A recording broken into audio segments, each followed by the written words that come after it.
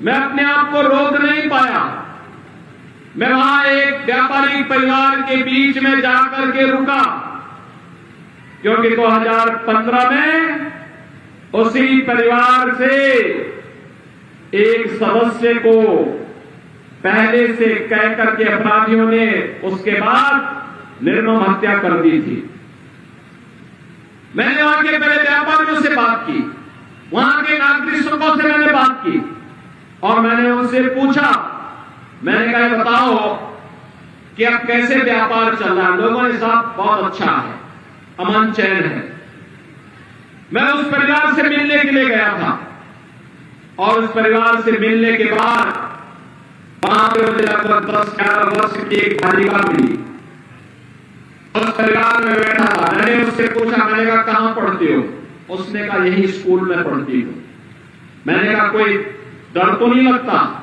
कहा अब डर नहीं लगता है, लेकिन एक दिन मैंने देखा कि मेरे पिता को जिस अपराधी ने गोली मारी थी वो कहीं इधर चौराहे पे दिखाई दिया था। तो मैंने कहा चिंता मत करो, अगली बार उसकी राम नाम सत्य है कि यात्रा ही निकलेगी। अगर अपराधी इस तरीके से घूम करके दहशत पैदा करेंगे तो फिर आने वाली उसकी 7 पीढ़ियां तय करेंगी कि क्या उसको उसके साथ व्यवहार होना है। आने वाले समय में अपराध कैसे होता है, इस अपराध के बारे में उनकी 7 पीढ़ियां सोचेंगे। बहनों और भाइयों, मुझे प्रसन्नता है, बाद में कुछ दिनों के बाद उस मीडिया का एक पत्र मेरे पास आया, कहा हम अब सुरक्षित हैं। बहनों और भाइयों, मैंने देखा गत वर्ष जब सीबीएसई बोर्ड की परीक्षा का परिणाम आया था, इसी शामली की एक बेटी ने टॉप किया था। पहले ये बेटियां यहां शामली से, कैराना से, थाना भवन से दूर, मां बाप से दूर, इतनी दूर जाते थे अपने मां बाप को छोड़ करके, और उनको दूर जाने के लिए मजबूर होना पड़ता था। लेकिन बहनों और भाइयों, आज मुझे अच्छा लगता है जब यहां की बेटियां यहीं पे रहकर और उत्तर प्रदेश माध्यमिक शिक्षा बोर्ड या केंद्रीय शिक्षा माध्यमिक बोर्ड की परीक्षा में टॉप करती हैं। और जब मैं उन्हें लखनऊ बुला करके सम्मान देता हूं और मैं पूछता हूं कि आप कोई समस्या तो नहीं, वे कहते नहीं, समस्या कैसे, अब तो हम सुरक्षित हैं।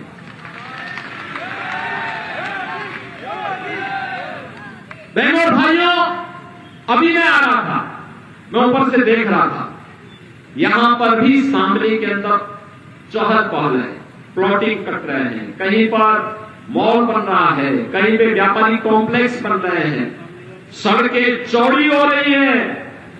विकास के साथ शामली, कैराना, थाना भवन और पूरा शामली जनपद और पश्चिमी उत्तर प्रदेश जुड़ करके एक नया संदेश दे रहा है। बहनों और भाइयों, जो परिवर्तन आज आपको शामली में देखने को मिल रहा है, ये सुरक्षा का हो या समृद्धि का, यह परिवर्तन पूरे प्रदेश में भी है और पूरे देश में भी है।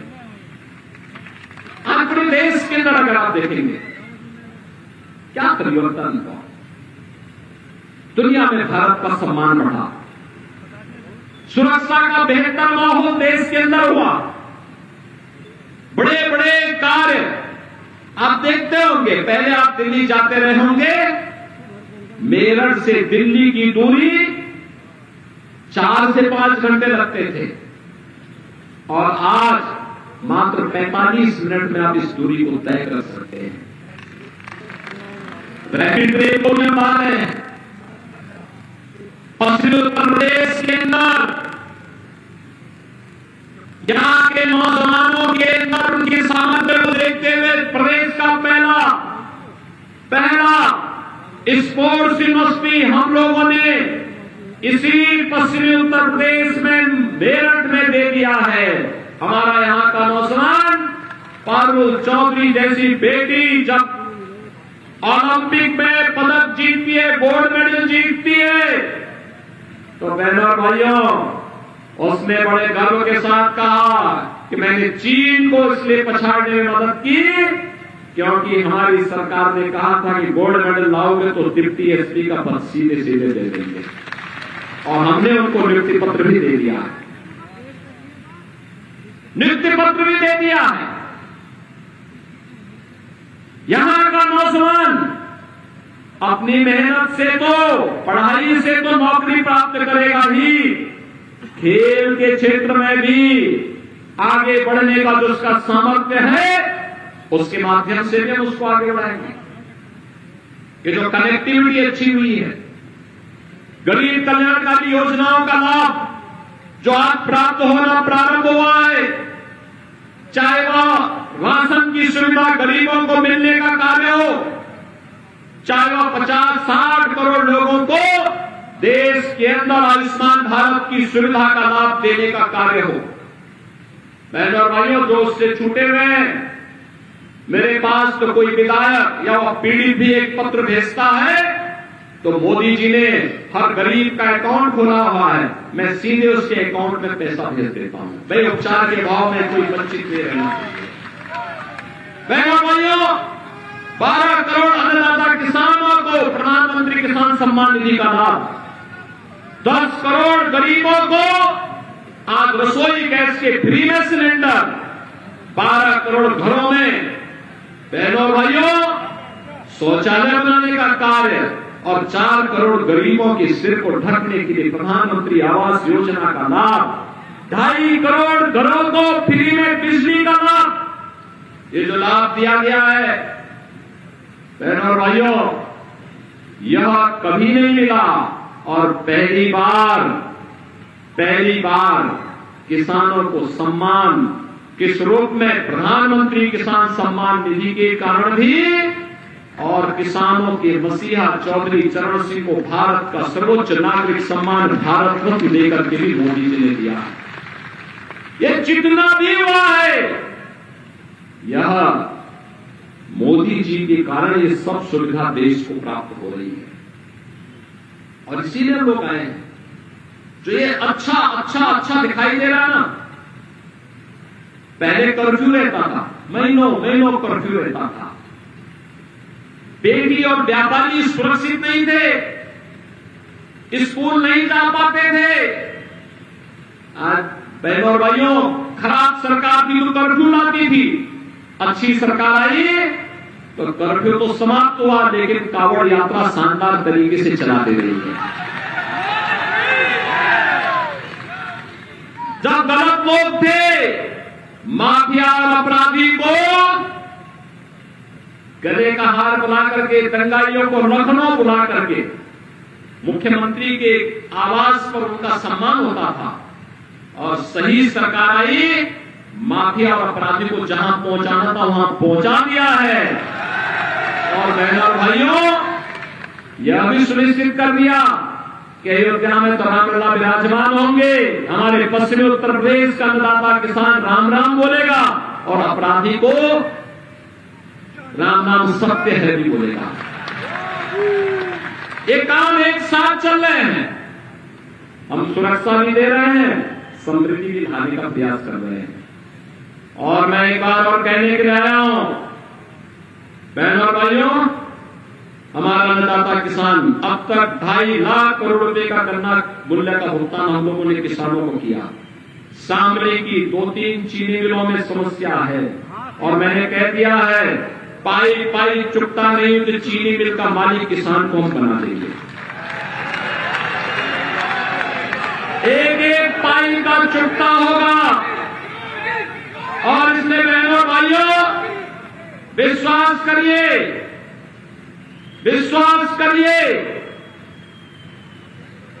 जब हम लोग आए थे 115 चीनी मिलें भी नहीं चल रही थी, और उसके बाद जब सुरेश राणा जी को मंत्री बनाया, इन्होंने नई चीनी मिलों को बनाने का काम किया।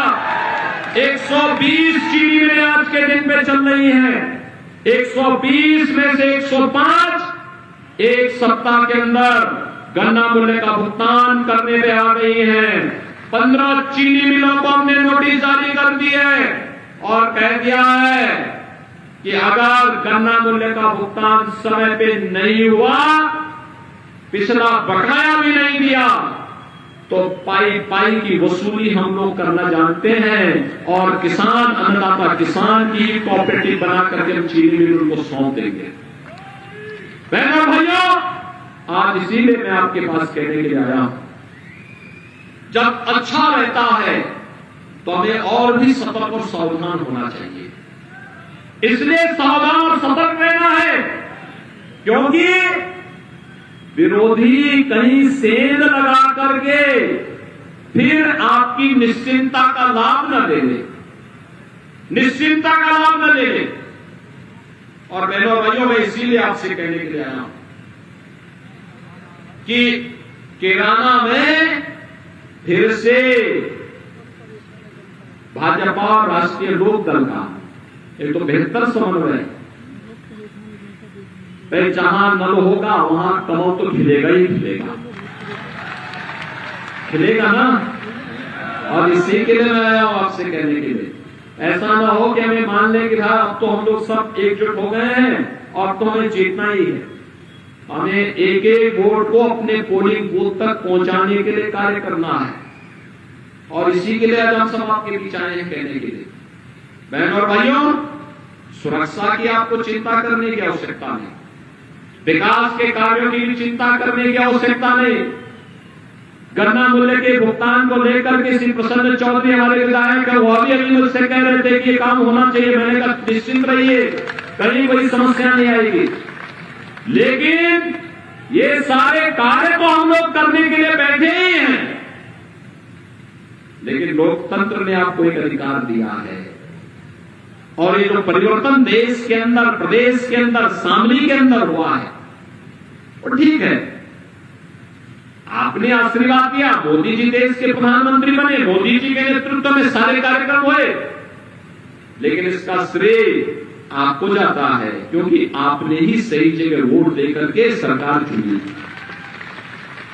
अच्छे लोगों को चुन के भेजा तो अच्छे निर्णय हो रहे हैं, खराब लोगों को चुन के भेजते हैं, खराब निर्णय होते हैं। ये माफिया और अपराधी बहनों भाइयों किसी के नहीं होते, किसी के नहीं होते।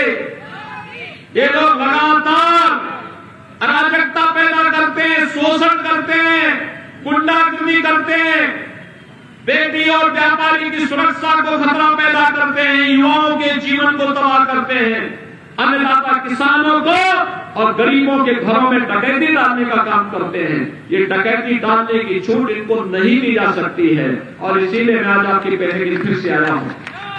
विकास के लिए जिम्मेदारी हमें दे दीजिए, हम लोग उस जिम्मेदारी का निर्वहन कर लेंगे। सुरक्षा की जिम्मेदारी हमारी, लेकिन अच्छे जनप्रतिनिधि के लिए अपने लोकतांत्रिक अधिकारों को हमें समझना पड़ेगा और इसके लिए जाति से ऊपर, पार्टी से ऊपर, किसी भी अन्य भेदभाव से ऊपर उठ करके अगर योजनाओं का लाभ बिना भेदभाव के हर व्यक्ति को मिला है, हमने चेहरा नहीं देखा, 4 करोड़ लोगों को मकान मिल गए, किसी की जाति और किसी का चेहरा नहीं देखा, वह गरीब है, पात्र है, किसी भी जाति, मत और मजहब का है, अगर वह पात्रता की श्रेणी में आता है हम उसको पूरा लाभ देते हैं। हर योजना का लाभ उसको मिला है। 80 करोड़ लोग आज फ्री में राशन की सुविधा प्राप्त कर रहे हैं, अगले 5 वर्ष तक प्राप्त करेंगे।